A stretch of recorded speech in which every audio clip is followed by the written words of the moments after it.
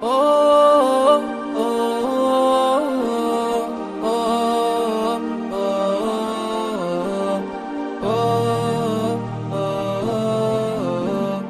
oh, tirara, tirarara, tirara. Baik, bismillahirrahmanirrahim. Assalamualaikum warahmatullahi wabarakatuh. Kami dari kelompok 4. Perkenalkan, nama saya Muhlis, NIM 191011063, Prodi Pendidikan Agama Islam semester 4. Baik, di sini kami menjelaskan materi yang pertama, yang bagian pertama yaitu situasi pergaulan. Bagaimana situasi pergaulan saat kondisi sekarang ini adalah kita lihat di lingkungan masyarakat sangat luar biasa. Nah, sebentar di sini kita paparkan materi tentang situasi pergaulan. Manusia adalah makhluk sosial.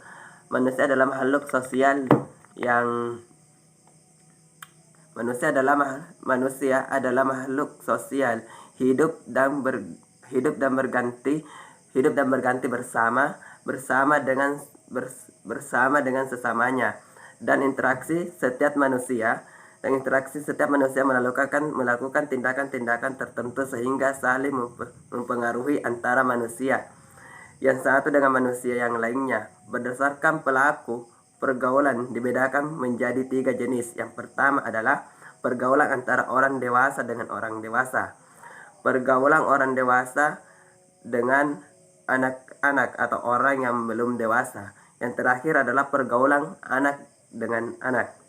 Pergaulan orang dewasa kepada anak dikatakan mendidik hanya jika tindakan atau pengaruh itu diberikan secara sengaja dan bersifat positif. Artinya bahwa pengaruh itu secara disadari, diciptakan atau diberikan oleh orang dewasa kepada anak. Selain itu, bahwa isi tindakan pergaulannya bersifat membantu anak agar cukup cakap melaksanakan tugas individunya itu sendiri. Jika dalam suatu pergaulan antara orang dewasa dengan anak didasarkan atas niat untuk memuaskan keinginan orang dewasa untuk keuntungan orang dewasa, tidak didasarkan untuk mencapai tujuan pendidikan, baik tujuan umum, tujuan lengkap, tujuan sementara, tujuan insidental, dan tujuan intermediar, maka situasi yang tercipta bukan situasi pendidikan melakukan situasi pergaulan. Situasi pergaulan akan terjadi apabila ada rasa saling mempercayai antara dua orang atau lebih yang berada dalam satu tempat yang sama, mempercayai orang lain pada hakikatnya mempengaruhi diri sendiri.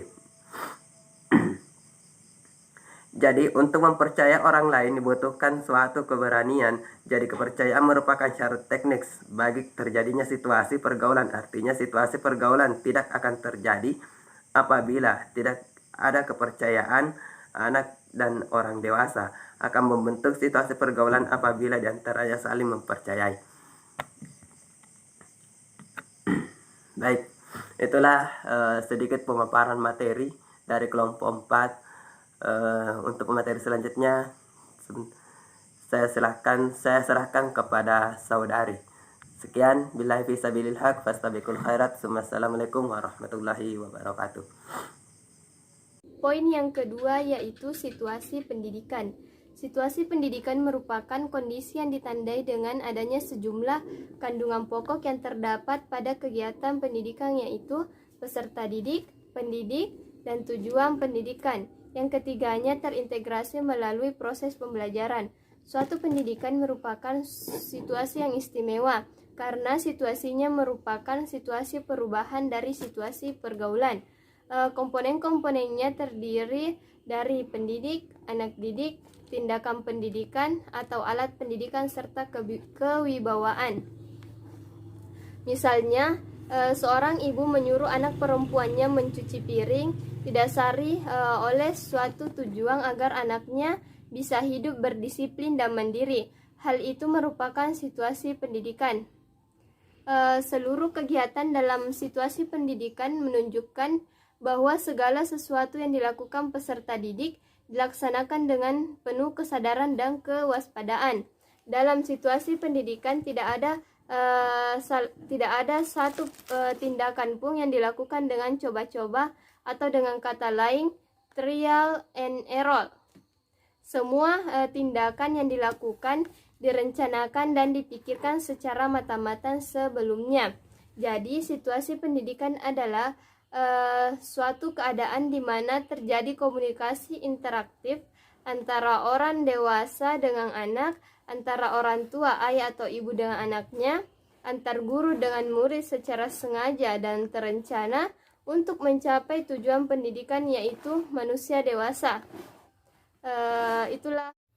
Selanjutnya itu jenis-jenis alat pendidikan. Alat pendidikan merupakan suatu tindakan atau situasi yang sengaja dilakukan untuk tercapainya suatu tujuan pendidikan yang tertentu. Alat pendidikan merupakan faktor pendidikan yang sengaja dibuat dan digunakan dalam pencapaian tujuan pendidikan yang diinginkan.